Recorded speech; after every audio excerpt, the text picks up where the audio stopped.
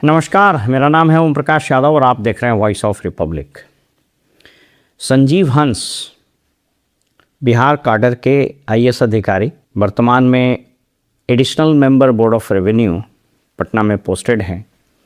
इन पर सीबीआई ने एक और एफआईआर कर दिया है और ये एफआईआर 20 मार्च को दर्ज किया गया है। आप अपने स्क्रीन पर देखिए। दैनिक भास्कर की खबर है, आईएएस संजीव हंस पर 1 करोड़ के घूस लेने पर केस। मेरे हाथ में ये सीबीआई द्वारा दर्ज किया गया एफआईआर का कॉपी है। इस एफआईआर में दिल्ली में दर्ज किया गया है पीसी एक्ट यानी प्रिवेंशन ऑफ करप्शन एक्ट 1988 की धारा 7, 8, 9, 10 और 12 और आईपीसी, चूँकि ये जो अपराध हुआ था यह 2020 का बताया जा रहा है।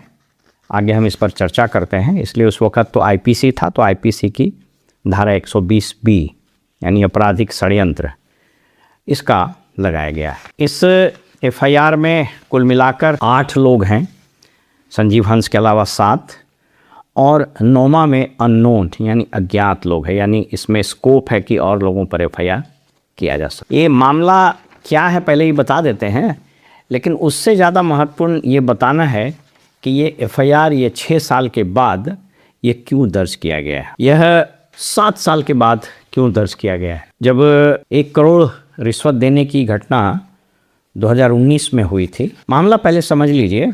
मामला ये है कि एक कोई बिल्डर है आरएन कंस्ट्रक्शंस, तो इस आरएन कंस्ट्रक्शंस बिल्डर्स और जो बायर है इसके बीच में कुछ विवाद हुआ था। आरएनए ग्रुप, ये मामला चला गया national consumer dispute redressal commission में दिल्ली में, और ये जो केस संजीव हंस पर हुआ है इस वक्त ये रामविलास पासवान जी, याद कीजिए रामविलास पासवान जी 2014 से 19 वगैरह या 20 तक मंत्री थे, और उस वक्त ये संजीव हंस रामविलास पासवान जी के प्राइवेट सेक्रेटरी हुआ करते थे। संजीव हंस 97 बैच के आईएएस हैं, ये आप लोग जानते हैं। तो ये जो आरएनए कंस्ट्रक्शन या कॉरपोरेशन है, इसका कोई एम्प्लॉय है विपुल बंसल। यह संजीव हंस के कुछ दलाल इससे संपर्क किया और 1 करोड़ की घूस देने की बात हुई, और 1 करोड़ घूस दे करके मामला ये था कि बात ये किया गया संजीव हंस से कि साहब आप मिनिस्टर के प्राइवेट सेक्रेटरी और आप ही के मंत्रालय के अधीन ये national consumer dispute redressal commission काम करता है, जिससे फेवरेबल ऑर्डर्स आप करवा दीजिए। इस एफआईआर में पूरा डिटेल दिया गया है, मैं अपने स्क्रीन पर आपको दिखा देता हूं कि कैसे कैसे ये पैसा हवाला के माध्यम से या कैश के माध्यम से दूसरे को रूट करके संजीव हंस के पास पहुंचा। इसमें जिन लोगों के नाम हैं उन लोगों के नाम के अगेंस्ट में सीबीआई ने आरोप लगाया है कि ये सभी लोग इस आपराधिक षड्यंत्र और घूस के लेन देन में शामिल थे, इसलिए इन लोगों पर प्रिवेंशन ऑफ करप्शन एक्ट की विभिन्न धाराओं में मुकदमे किए गए हैं। अब इंटरेस्टिंग बात समझिए, मैं आपको ये नहीं बताने के लिए आया हूँ कि इस एफआईआर में क्या है, तो एफआईआर मैं आपको दिखा देता हूँ, आप पढ़ सकते हैं। 3-4 बड़े महत्वपूर्ण प्रश्न हैं। पहला प्रश्न कि ये 7 साल के बाद अचानक क्या हुआ कि सीबीआई की नींद खुली और एफआईआर दर्ज कर लिया गया, नंबर 1। नंबर 2, इस केस में जो ये एफआईआर है इसके वर्डिंग्स पर ज़रा ध्यान दीजिए। इसके वर्डिंग्स में लिखा गया है to secure for getting favourable orders from national consumer dispute redressal commission.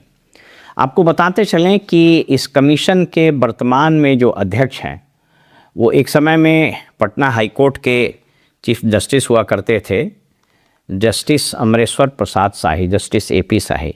और जिस वक्त ये घटना घटी थी उस वक्त भी मैं आपको स्क्रीन पर दिखा देता हूँ। ये 2 जज साहबान थे, जस्टिस डीके जैन और जस्टिस आरके अग्रवाल, ये दोनों उस वक्त। अब प्रश्न ये उठता है कि जो कमीशन है, ये national consumer dispute redressal commission है, इसके अध्यक्ष जज साहब हैं, तो जज साहब से फेवरेबल ऑर्डर दिलवाया गया तो इस एफआईआर में जज साहब लोग का नाम क्यों नहीं आया? क्योंकि अगर यह आरोप है और यह अपराध है तो इस अपराध में तो और 2 सेपरेट डेट वगैरह भी दिलवाए जाने की बात सीबीआई ने इसमें कही है। तो इसमें ये नेशनल कंज्यूमर डिस्प्यूट रिड्रेसल जो NCDRC है, इसके जज साहबान लोगों का नाम क्यों नहीं आया? क्योंकि उनके बगैर सहमति का तो ऐसा हुआ नहीं हो। नंबर 2, इस मुकदमे के समय को जरा गौरतलब फरमाइए इस पर कि जब नीतीश कुमार को राज्यसभा के लिए भेजा जा रहा है, उनके जो कॉटरी के कुछ IAS ऑफिसर जिसमें संजीव हंस भी शामिल, तो ये इन पर FIR करके और जो अननोन लिखा गया है इसमें किसको लपेटने की साजिश है? और नंबर 3, इस पूरे मामले में जो ministry of consumer affairs, food and public distribution system जो तत्कालीन मंत्री थे रामविलास पासवान जी, तो कहीं उनके पुत्र चिराग पासवान को इसमें दबाव बनाने है, इसमें वो तो साजिश तो नहीं है। इसी 3 एंगल पर आज आपसे हम बात करते हैं। आपको पता है कि वर्तमान में जो बीजेपी की सरकार है केंद्र में, इसका बड़ा एक वेल कंसीव्ड और बड़ा चर्चित, प्रचलित और अभी तक सफल मोडस ऑपरेंडाई है कि वो विभिन्न संस्थाओं, विभिन्न लोगों, जिसमें जजेस भी शामिल हैं, ब्यूरोक्रेट भी शामिल हैं, मिनिस्टर्स भी शामिल हैं, अपोजिशन वाले भी शामिल हैं, सत्तारूढ़ वाले भी शामिल, उनके खिलाफ डोजियर बनाते हैं, जांच वाँच करवाते हैं, CBI, ED, इनकम टैक्स वगैरह को लगाते हैं और ये जांच को लॉजिकली कंक्लूड नहीं कराते हैं। कुछ एविडेंस वगैरह मिला या कुछ फैब्रिकेट किया गया, जो भी है वो बनाकर डोजियर तैयार रहता है और उसके बाद इन सब का इस्तेमाल बीजेपी करती है।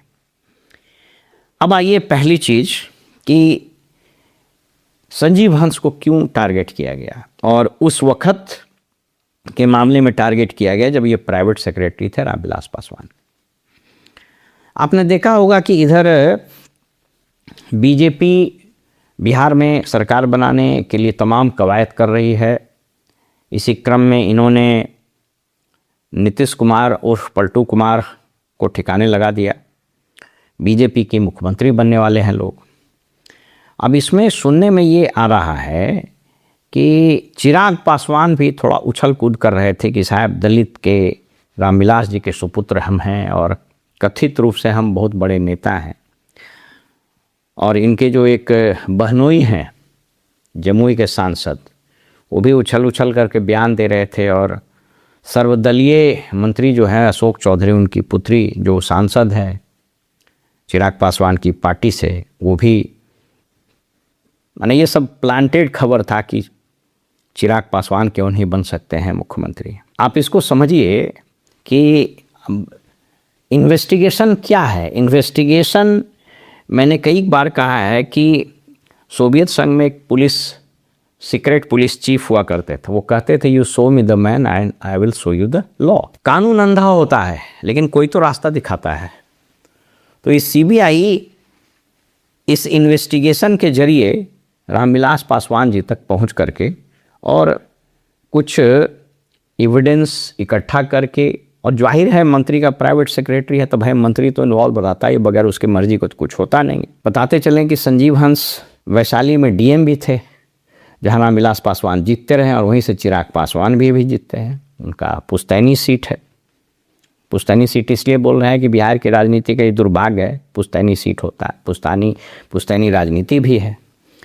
तो ये सब इकट्ठा करके और चिराग पासवान जो फड़फड़ा रहे थे, इनका पंख को कतरने का साजिश है नंबर 1। माने इस एक तीर से 3-4 शिकार होने की संभावना है। तो पहला शिकार तो चिराग पासवान जी को पिंजड़े में कैद करना है कि ज़्यादा उछलिए नहीं, ये सब चीज़ मेरे पास है। और आपको बताते चलें कि जब रेल मंत्री थे लालू जी, तो उन पर लैंड फॉर जॉब और फिर IRCTC के मामले जो हुए, तो उसमें जब तेजस्वी यादव घसटा सकते हैं, जबकि उस वक्त वो नाबालिग थे, तो इस वक्त इस मामले में चिराग पासवान क्यों नहीं घसटा सकते हैं? कानून तो अंधा होता है, कोई तो रास्ता दिखाएगा तो रास्ता दिखा दिया जाएगा कि भाई ये जो रास्ता है संजीव हंस होते हुए, रामविलास पासवान जी के होते हुए, और ये पहुंच गया है चिराग पासवान के पास। तो वहाँ जा करके उतना ले करके सटा करके और छोड़ देगा। दूसरा शिकार कौन होगा? दूसरा शिकार, इससे जज साहब लोगों को लपेटे में ले लिया जाएगा, क्योंकि ये जितने जज साहब लोग हैं अभी भी कहीं ना कहीं होंगे, किसी न किसी आयोग के अध्यक्ष होंगे। इस देश का और इस हमारे देश की न्यायिक प्रणाली का ये दुर्भाग्य है कि यहाँ पर बस एक जज साहब यहाँ एक जगह से निकले, हाई कोर्ट सुप्रीम कोर्ट से रिटायर हुए नहीं कि जा कर के दूसरे जगह पर उनको मिल जाता है जगह। जज साहब लोग तो कभी रिटायर करते नहीं हैं। हाई कोर्ट सुप्रीम कोर्ट से रिटायर किए तो एक कमीशन, फिर उस कमीशन से रिटायर किए तो वो कमीशन। तो दूसरा शिकार जो है ये पूरे इसमें 3-4 जज उस पीरियड में थे। मुझको मैं इस डिस्क्लेमर के साथ बता रहा हूँ कि मैं किसी पर आरोप नहीं लगा रहा हूँ, लेकिन आप स्क्रीन पर देखिए जस्टिस DK जैन, ये 5, 10, 13 से 18 रहे 30 जून तक। फिर आ गए जस्टिस RK अग्रवाल, जो वो पीरियड आ रहा है 19 में वो ये घटना हुई है, तो 1/7/18 से 4/5/23 तो इन्हीं का कार्यकाल रहा होगा। तो अब ये दूसरे शिकार इस पूरे कमीशन को अपने कब्जे में लेने का है। और तीसरा शिकार जो है सबसे इम्पोर्टेंट, वो है बिहार के उन तमाम IAS अधिकारी जो नीतीश कुमार के सरकार में कोटरी में शामिल थे। ये सब लोग उसमें हैं, मैं किसी का नाम नहीं ले रहा हूँ, लेकिन मैं आपको अपने अनुभव के आधार पर और BJP के मोडस ऑपरेंडाई और ये जो CBI वगैरह काम करती है उसके आधार पर आपको बता सकता हूँ कि संजीव हंस के जरिए, और आपको ये बताते चलें कि संजीव हंस या फॉर दैट मैटर बहुत सारे ब्यूरोक्रेट जिस तरह का दलाल पोसते हैं, आप सोच करके देखिए। ये जो बिल्डर था messrs East and West builders, जो RNA ग्रुप का कोई सिस्टर कंसर्न्स था, इसका एम्प्लॉय संजीव हंस के संपर्क में था। फिर उसके थ्रू बैंक के मैनेजर वगैरह से इन्वॉल्व हो करके, और जिन लोगों के नाम आए हैं शादाब खान, पुष्पराज बजाज और मिसेस सारंगा अग्रवाल जो प्रमोटर थी, तो ये सब लोग जो है एक पूरा नेक्सस चलाते। इस तरह का नेक्सस तो बिहार में भी चल रहा है। इसी के थ्रू ये रिशु श्री पर पहुंचेगा, और जिस दिन रिशु श्री का तो ऑलरेडी डोजियर बन चुका है, और उस रिशु श्री के मामले में बिहार के आधा दर्जन से ज़्यादा IAS आ चुके हैं, और ये सब लोग का डोजियर बन के रेडी है। ये सब बैकग्राउंड में काम चल रहा है, क्योंकि अगर सरकार बनने में कोई बाधा हुई या इन लोगों का कोई रोल रहा, या फॉर दैट मैटर जब सरकार बन जाएगी तो इन्हीं लोग को ये कागज़ दिखा दिखा के मनचाहा काम BJP कराएगी। तो ये एक तीर से 3 निशाने का ये CBI का खेल है। मैं आपको बताते चलूँ कि इस इन्वेस्टिगेशन का लॉजिकल कंक्लूजन कुछ नहीं होगा। ये एविडेंसेस इकट्ठा करेगी, कुछ एविडेंसेस को फैब्रिकेट करेगी, और बस पहुंचा करके देखिए कि कागज़ रेडी है। ज़्यादा छटपट कीजिएगा तो चिराग जी आप जाइएगा, जज साहब लोग आपका भी नाम आ गया, इसलिए कमीशन, रिड्रेसल कमीशन या इस तरह के जितने भी आयोग वगैरह हैं, ट्रिब्यूनल है, सब कब्जे में आप देखवे किए। रंजन गोगोई की जो दुर्गति हुई, कितनी गाली पड़ रही है, वो सब तो बोलना में भी ख़राब लगता है। चीफ जस्टिस थे, राज्यसभा गए, 6 साल राज भोगे, न एक क्वेश्चन पूछा, न कोई कंट्रीब्यूट किया, रिटायर किए, फिर कहीं ना कहीं बनेंगे। तो और तीसरा है कि बिहार सरकार के नीतीश कुमार के चहेते IAS का फंदा कसने चला है।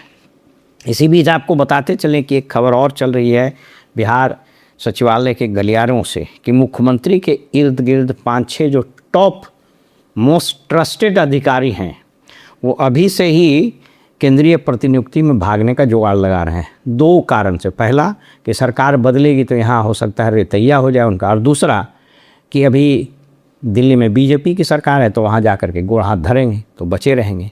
तो यही पूरे इस CBI के FIR का लबो लबाब है। फिलहाल में इजाज़त दीजिए और आप देखते रहिए वॉइस ऑफ रिपब्लिक। नमस्कार।